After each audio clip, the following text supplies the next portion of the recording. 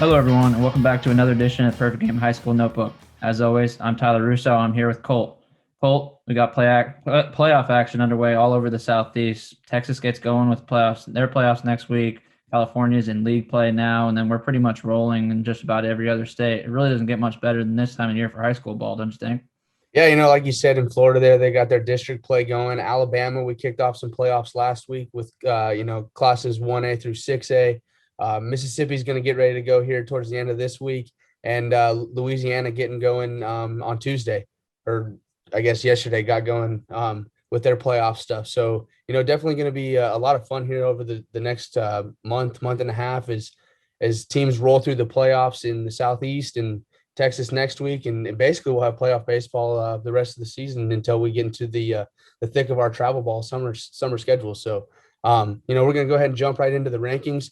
And with one of those Southeast teams that's in the playoffs, we got the Buford Wolves. They're going to match up against Alexander this week, and with the way things go there in Georgia with that 3-game set, tough to imagine Buford making an early exit there with that pitching staff that they got and this talented group that they got on a 28-0 start to the season. Expect good things from them there in the first round. And then we move on to number 2. IMG holds at 2 after a big win last week. Thousand Oaks and St. Mary's bump up to 3 and 4 respectively in the rankings. And then we get back to the Southeast with BARBE, who will match up with Alexandria in the playoffs this week. They come in as the number 1 seed there in 5A in Louisiana, dominated kind of all the way through there in the state of Louisiana with their schedule and looking to defend their 2019 state title.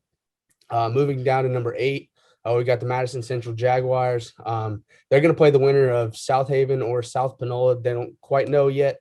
But again, they come into this season or this postseason as the number one team there in Mississippi.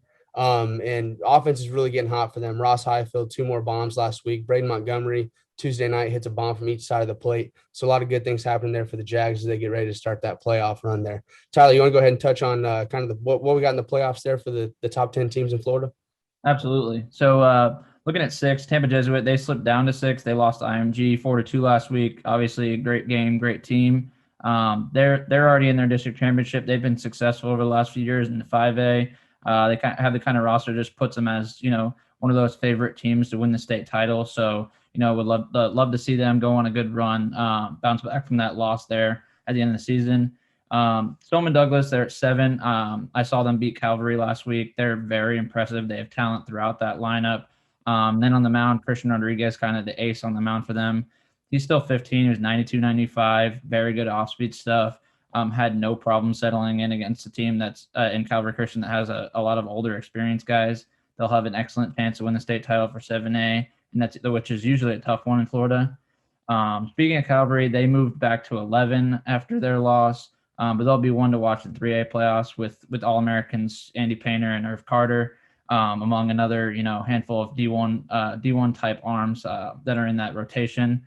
They've got the other Calvary, who we have ranked toward the back end, that has a chance to make a run at the state title. They're always talented. Got to watch those 2 teams face off a few years ago in the state championship game.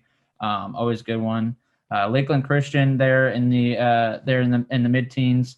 They're also in 3A. They've only lost 1 game this year. That combo of Jake Fox and Ty Evans in the lineup has been good for them all season. So that should be something that they need to carry them throughout the states. And then Doral was another team I got to watch on my trip, and that lineup's deep. They've got juice toward the top of the lineup: Gabby Gutierrez, Marcus Franco, Renzo Gonzalez. All of them, hit the ball well, hit the ball far. And then young guns Manny Marin and Michael Torres are at the back end of that lineup. 2 guys that we see regularly in travel ball that are very good. They're hitting at the back end of that lineup. Not to mention they also have a handful of D1 bound arms there in the rotation. Yeah, then we're gonna look back down to 12 there, where we've got Jackson Prep as they kind of continue their trend in the rankings. And they're gonna match up against the winner of a Jackson Academy and Parkland Academy matchup there. And it's been a strong season there for Jackson Prep. Loaded roster with D1 talent up and down the lineup in the rotation, and kind of seem to be on a crash course with kind of crosstown rival Madison Ridgeland. One of the only teams that beat them in district play. So, definitely something to keep an eye on there in that a little bit smaller bracket there in the 5A Mississippi Independent Schools bracket. Moving on to number 21, we got Hewitt Trussville. They're going to match up with Grissom this week in the first round of the 7A playoffs here in Alabama. Again, 3-game series set, so they'll look for Riley Quick, Skylar Jones to kind of lead the way there for them on the mound, and if necessary, they got Baker Green for a game 3. Moving on to 22, Carrollton. They're going to match up with Harborsham Central. And again, good pitching for this 6A school there in Georgia for the Trojans. Colton Cosper, Samuel Sampson on the mound for them. Kind of look to lead the way with, like we said, that 3-game set kind of setup that they've got there. Then we move on to 27. We got Winder Barrows is going to match up with a good South Paulding school. Battle tested is South Paulding. Should be a good matchup there for Winder Barrow as Brady House looks to kind of cap off a strong senior season. So Tyler, you want to run down to the 20s with Spruce Creek there? Spruce Creek, they line up in the 7A playoffs. They'll have Douglas probably in their way of a state title. Where it lines up, how deep in regionals, or if it's in the Final Four, is yet to be seen. But they may have enough depth that could set them up for a deep run there. Then the highest classification in Florida. Yeah, and at 32, we jump back to Alabama, where we got Central Phoenix. They're going to match up with Montgomery in the 7A playoffs. And don't look now, but Tyler Hines, Mississippi State commit, could be coming back on the mound for them, giving them that 1-2 punch there at the top with Will Cannon and potentially Hines. Definitely going to be something to watch this week to see if he throws in that series for them as they get ready to start their postseason push. Moving on to 33, we got Sam Houston, who's going to play East Ascension.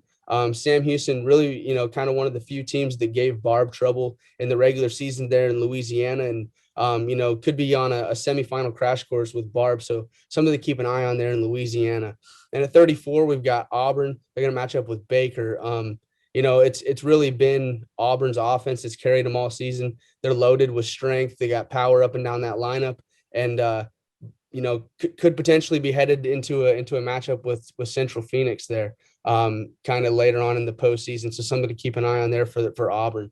Moving on to 38, we've got Oxford in 6A, which might be the deepest bracket in the state of Alabama. Really, when you look at it, there's tons of talent, all over the state. A little bit bigger bracket than the 7A, just with the number of teams. But Oxford, kind of going to look to lean on those younger guys that have gotten so much experience throughout this season, and got to play in the big tournament in the showdown, and they performed there. So they'll look to kind of repeat that as they get ready to take on, or as they move into week 2 of the 6A playoffs there. Looking here at the last couple Florida teams heading into the playoffs that we have in the rankings, Calvary Christian, like I talked about earlier, they're in 3A, and they'll look to be bounced back after what surely to them has been a subpar, end of the regular season. They had a few losses there at the end, but that team's plenty talented enough to make a run if they can get hot. And then Bulls, last Florida team in our rankings, and like so many teams we have in here, they're also in the 3A classification. But Jackson Baumeister's talent on both sides of the ball could definitely be enough for them to get to the Final Four in Fort Myers when all is said and done. That does it for Colton and I on this week's notebook. We're excited to see what teams can make a run at their state titles all over the Southeast, and then moving into other states as we move along here in the next couple of months. So make sure you tag us in all those highlights so we can enjoy every bit of it. We'll see you again next week.